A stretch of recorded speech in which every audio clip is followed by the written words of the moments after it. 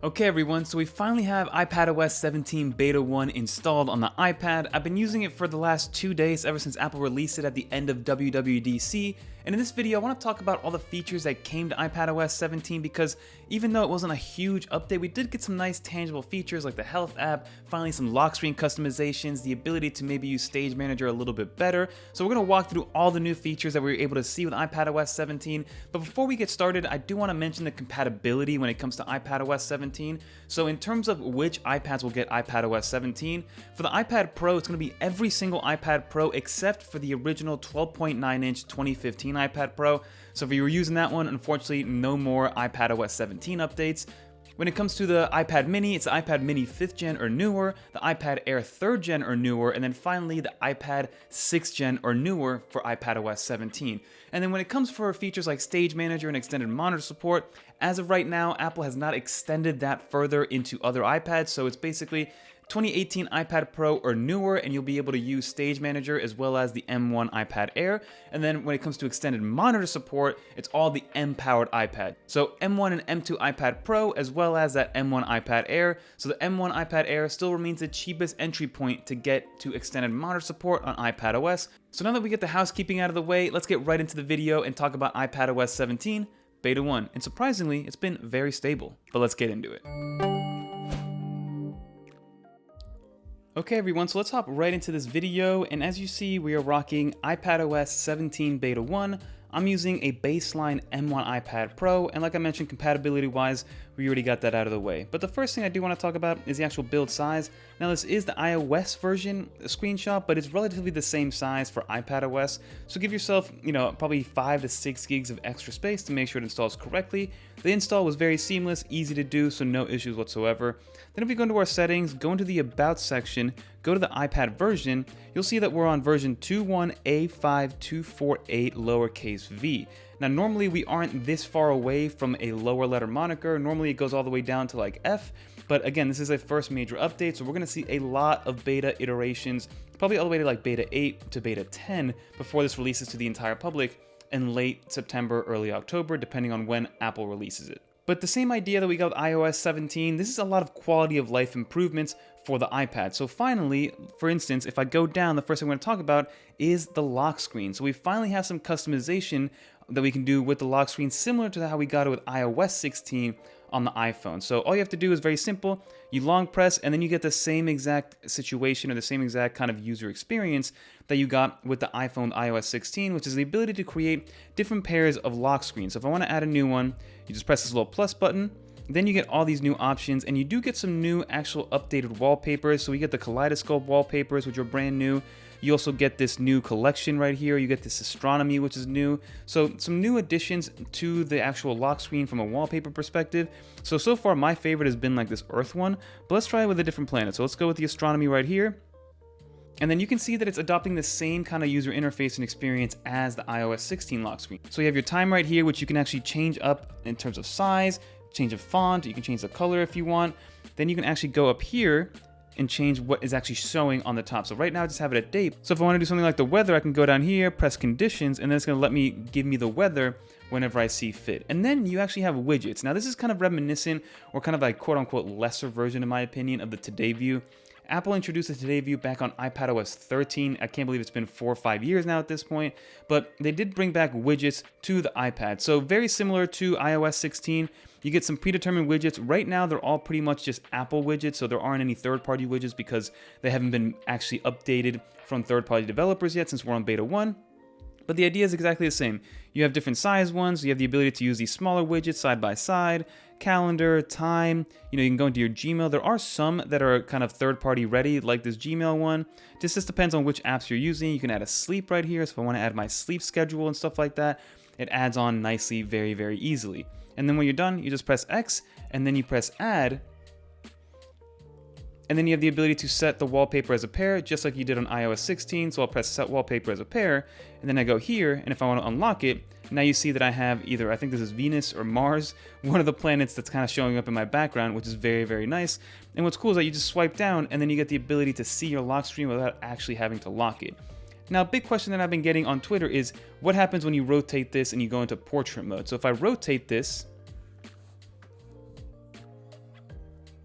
you can actually see that the widgets disappear. And what you can actually do is if you long press on here, press customize, go into your lock screen, you have the ability to add additional widgets in vertical mode or in portrait mode. So it will change and you have to set them up separately. But if I want to add, let's say, a health widget, the news widget right here, maybe a Gmail widget right there, you can fit up to, let's see how many you can fit. The max you can do is 4 small ones, 2 big ones, or some sort of combination. But you basically have 4 small slots to fill in. Then you get out of here, you press the X, you press done, and then you go back here and you can see that you have these widgets right here on the portrait mode. But then when I go into landscape mode, so if I change into landscape, it changes automatically into those widgets on the left hand side. As of right now, you cannot change the orientation, so you can't move this over to the right, you can't move it down underneath or in the middle. It's kind of all predetermined right now, but that is everything you got with customizing your lock screen on the iPad. Widgets are a nice welcome addition. This new customization is a welcome addition, so I'm all for it. And the dynamic wallpapers are really, really nice. And if you guys can actually long press on here, customize, lock screen, you can actually change it to what you want. So moon detail, moon, earth detail. So it'll actually pinpoint where you are. So if I press done, it'll show you exactly where you are, which is a little ping right by New York City. Now the next update is actually on the actual home screen itself. Technically, we're supposed to have interactive widgets. I haven't been able to actually figure it out quite yet. Technically, you're supposed to be able to interact with the widget without having to open the application itself. So I should have this right here where it is an autofill or a way for me to actually interact with that widget. But right now it doesn't seem to work. But that is something that should be coming with iPadOS 17. The ability to have interactive widgets that are on your home screen. One that is working actually is your HomeKit widget. So if I want to turn on a HomeKit light, then you can do that and it's going to give you your most recent ones. And if I long press, you do get some bigger ones. So if I want to see exactly what's going on, I press this add widget. I can actually interact with these right here, which does seem to be working when it wants to overall. But we do get interactive widgets. I just wanted to bring that to light. And then you can see that we also got some new-ish widgets, at least from a design standpoint. You got this Cupertino Cluck, you got this new kind of larger date widget. So there are some new ones overall, and we're going to go through them as time goes on, as a new beta is released, because I'm sure Apple's going to be releasing more and more native widgets for us to be able to use. And now we move on to the Health app. Now this one is a big one because Apple, for some reason, has not let us sync our Health app onto the iPad for at all or ever. So we do get the Health app and it does sync across all of your devices. I like to share my data because I've been kind of in the Health app, you know, for better or for worse overall, but I actually like all the health data that's on here because you're able to see a lot of information at a glance and you can see that it's continuing to populate with all the new information that's being grabbed in by the Apple Watch, which I am running watchOS 10. So if you guys want a video on watchOS 10, leave a link down below and we'll make sure to get one done because watchOS 10 was a nice little update. But you can see that it's just a very nice canvas to look at. If I look at my heart rate from this morning or from the last hour, it's just a lot more data. From the last month, I can even look at it as well. Heart rate highlights, because I did do a workout this morning. You have activities trackers. I'm just a big fan of the Health app being on the iPad on a bigger canvas, so that's a welcome addition that Apple brought over. But now let's go into the Notes application because we got some new stuff inside of Notes. So if I grab my Apple Pencil, we actually got the ability to get a new palette. So if I go right here and start to write, we get our palette that shows up right here. But if I press on the A, so this A tool allows you to actually write out what you want. So first off, there's two things that change with this. The first one is that when I actually start to write, it's going to put the text right here as opposed to moving the text over here. Normally with iPadOS 16, if you were to write, "How are you?" it would read that, try to make it into text, and then bring it up here. But now it looks like it's actually doing it wherever you want it to be. So depending on where you're doing it, that's where Apple's actually putting it. But then also you notice that the palette actually changed down here. So the palette, when you're using that tool, changes to a more of a writing tool. So you can change the font over here, you can change the size of the font, you can change bold, italic. So basically more of a word processing type of toolbar when you're using the Apple Pencil to convert handwritten notes into text. And then if you press done, go back to the palette, you actually get your normal palette again, and then everything goes back to normal. In terms of new tools, there aren't any new tools in the Notes application, but we'll touch on some new tools that we got in Freeform. But to continue on with the Notes application, the biggest update was that they put a PDF reader and PDF editor built into here. And Apple is pretty much going to cannibalize the entire PDF editor market because if it's built into the actual Notes application, it's going to be a lot easier to use. But if you go on here, this is an example of a resume that I have right here. So you can actually edit it. You can show thumbnails. So it lets you see the thumbnails right here. You can actually write on it in real time. You can collaborate on it. You can share with it. You can move it. You can strike stuff out. You're able to highlight text with your finger. So if I want to highlight text, and you can see that the magnifier is actually new as well, but you can actually highlight it, literally highlight it in a different color if you want to, because I want to make a change there. So being able to edit resumes in real time in the Notes application is going to be great. And also if you have a fillable version, so if you need to fill out a document and it's a PDF format, it'll have autofill gestures and autofill suggestions inside of the Notes application, which is a great addition. So now let's get into Freeform. So if I swipe down, go into Freeform, there's actually some new stuff with Freeform that were just not really game-changing features, but they're features that finally came over from the Notes app into Freeform itself. So if I open up a new kind of Freeform canvas, so if I open up the palette, you do get some new tools on here. So you can actually swipe along here, which is something that's relatively new, but you added 2 new actual tools in here. The first one is a watercolor tool. So if I click on this and I click on red, you can see that it's a watercolor. So it kind of changes depending on how much you push. And you can see it kind of has like that water effect. So if you've ever used a watercolor kind of when you were younger, if you use it even now, you know that when you have water on the tip of your brush, it kind of has this weird like watery effect where it kind of waters down everything. I think this is very, very cool. I'm a fan of it. And then you also have the fountain version. So I believe it's this pen right here. So you're able to kind of use an actual dot and dial pen right here.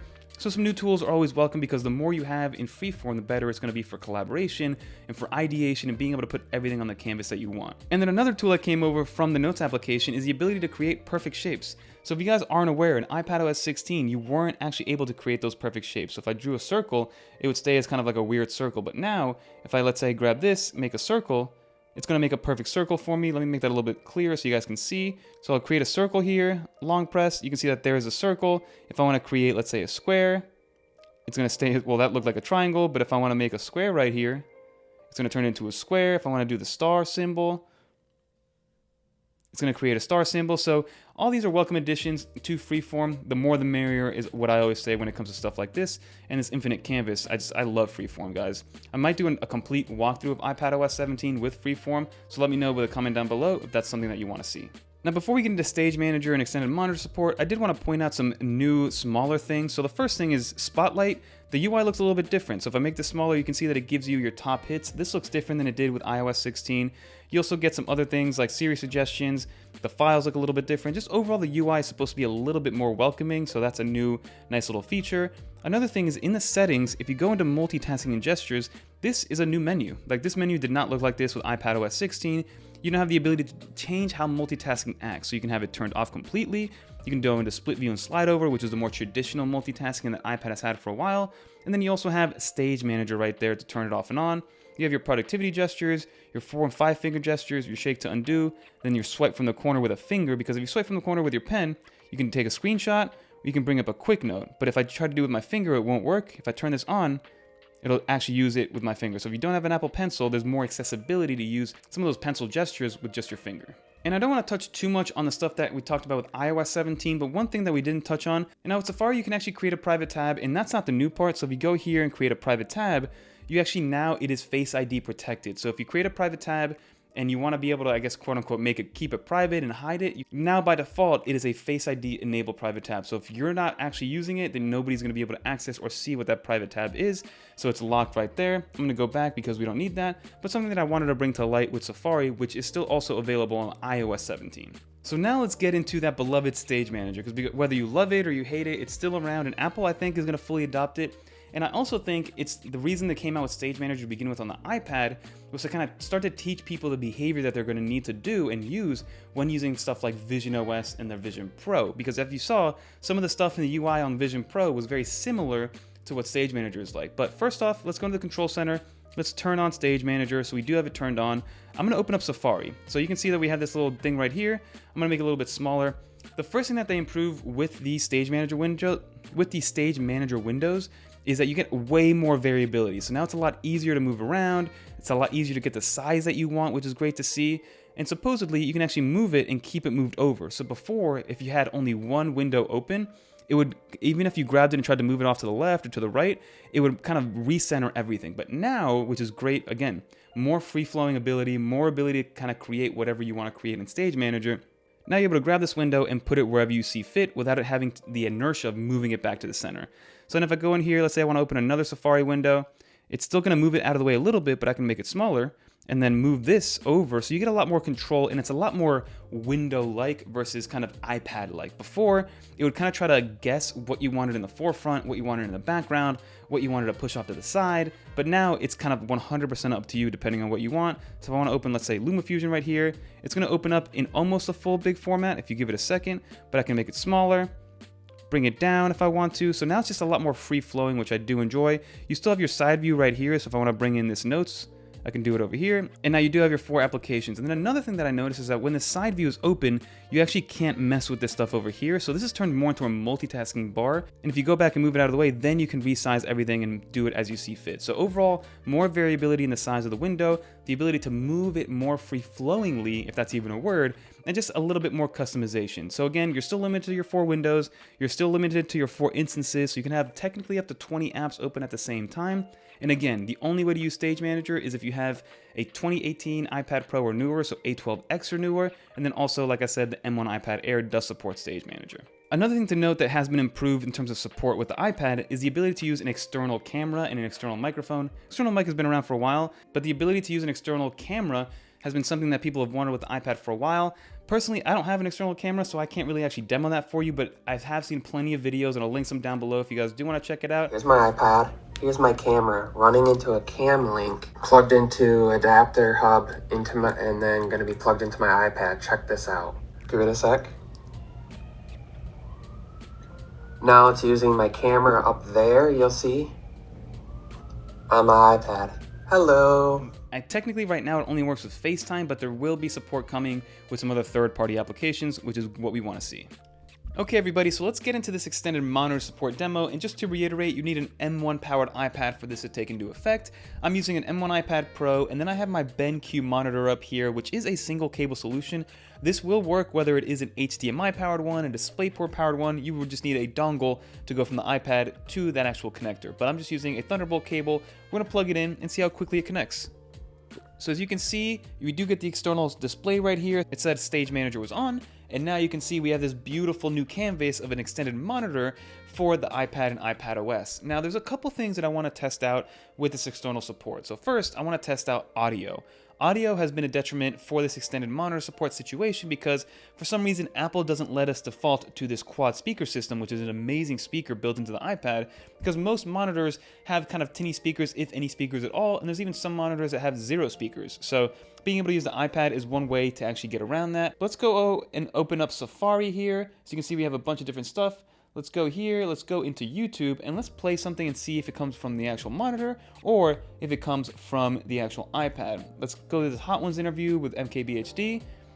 And it sounds like it's coming from the actual BenQ monitor itself, which the BenQ monitor speakers are fine, but I would prefer to use them from the iPad, especially in other situations where I used to have a monitor that didn't have any speakers at all. So again, the audio situation is still kind of messed up. If I go down here and go into my control center, you usually get the ability to maybe decide where you want the audio to go, but as you can see right here, if you zoom in, you have a couple options. You have the dock connector, which is referring to this, and then you have anything else that's in kind of your Wi-Fi. So I have my HomePod Mini, I have a Sonos, and then I even can AirPlay it to my Samsung TV if I want to, but I cannot actually do it with the actual iPad itself, which is kind of unfortunate.